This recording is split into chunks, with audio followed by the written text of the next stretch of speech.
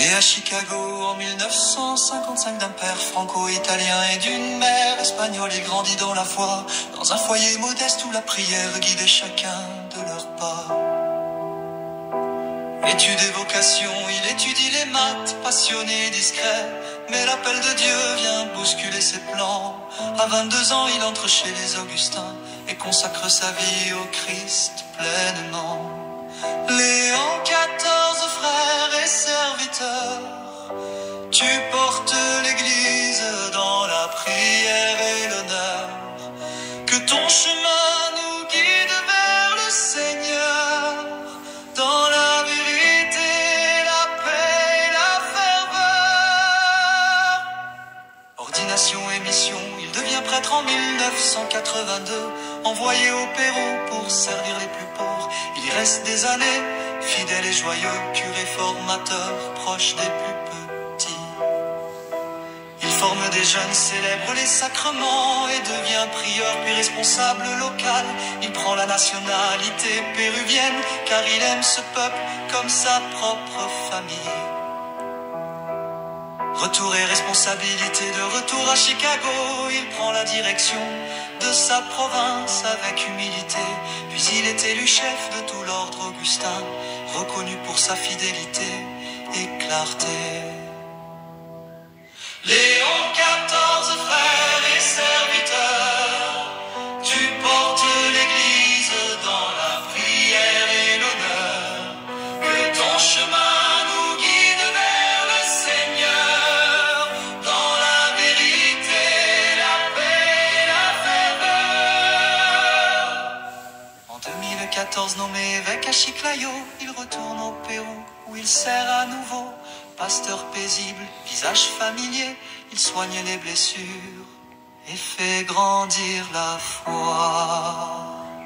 En 2023, il devient cardinal et préfet des évêques. À Rome, il travaille, il aide le pape à choisir les pasteurs pour que l'Église grandisse dans la ferveur.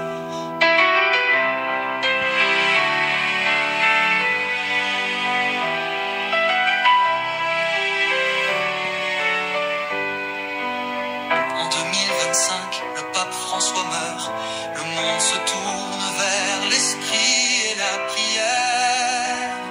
Le conclave choisit Robert Francis Prévost et il devient Léon XIV, serviteur de l'espérance. Un pasteur du terrain, un visage connu, qu'il guide l'Église dans les temps nouveaux et fasse rayonner l'Évangile à nouveau.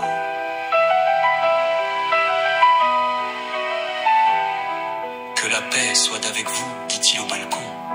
Dieu vous aime tous, le mal ne prévaudra pas.